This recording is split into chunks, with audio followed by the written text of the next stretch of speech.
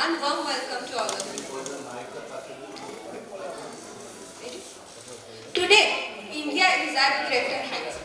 Is it for the employed and working men, or that's for the women? Indeed, it's a great question.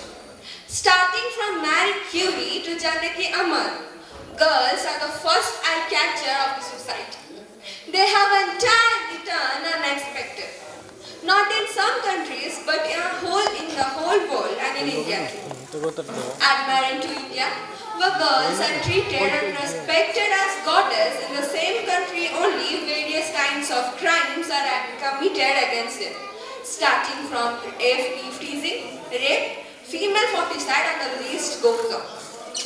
After 74th independence also, the so-called women section of our country is unfortunate enough to act according to their whims and fancies. Still there are parents, teachers, nobles, priests to say a girl that she is only eligible for the household chores. Boys being their opponent, their companion, and proposed to be much potential than girls, just because they are the descendant and the inheritor of the family and generation. You might not be concerned of the fact that without girls, that without women, the existence of males in the society is also not possible. Since the outset of ultrasound techniques for sex determination, the female foeticide have increased much than the infanticide. Can anyone state me the necessary reason why? I am 100% sure no one amongst us can. Because we all are male-deprived sections, we bumped to males only. And now comes what the cause. Is it for the descendant of the generation or for female dowry? No, friends. It's neither for inheritance nor for dowry. Rather it's just our mentality. Taking 100% as maximum value, only 30% of Indians at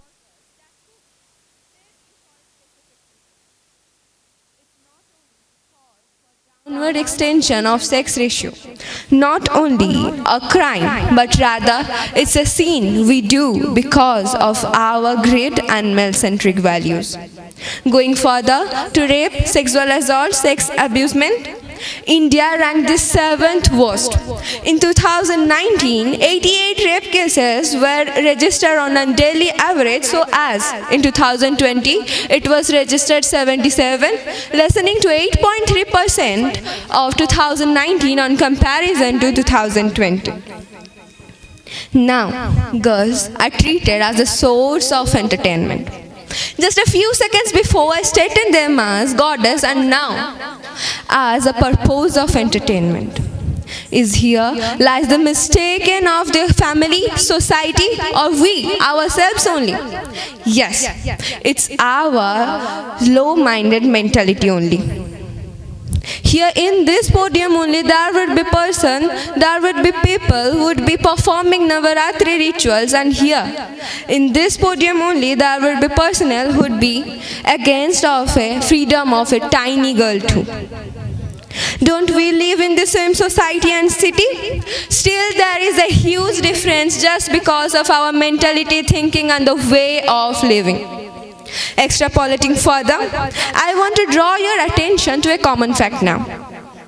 30 or 35 years before, the same topic was privileged in the society. I would like to ask why. Do girls are not free? Or here, it's a common topic now. Why other countrymates don't have the same topic? Indeed, how silly is the question, that wider is the answer. Still in India, the infanticide, eve teasing, rape is valid after years of awareness too. I'm actually mesmerized by the fact that we Indians are just obsessed with this topic. At the younger age of my father, the same topic was privileged, and in my case too, and it's obvious, the next generation is going to face the same topic again. It would be only eradicated through education, not from elementary education, neither from quality education, rather from root to suit education. From a single villager to a high-class officer should say, no, girls should have no reserved seat as it's their birthright. When girls are flying fighter planes, going to Mars, navigating merchant ships, qualifying NDA, the so-called male-deprived section is saying that no girls can sit with men. Don't do this, don't do that is the only thing I am being listening from the age of learning. Our education system should be that strong. Not a single man should say, you are a girl, you can't do this. We all know the famous philosopher, saint and priest, Gautama Buddha. Lord Brahma created Ahalya for him. Now you all only answer, being such a great saint, if he needs a woman, then we all are just a common one. Concluding further, proper education from root to suit is the only way out from this situation. At least our next generation wouldn't be facing the same drowsy topic again. With this, I, Nishita, sign off. Thank you.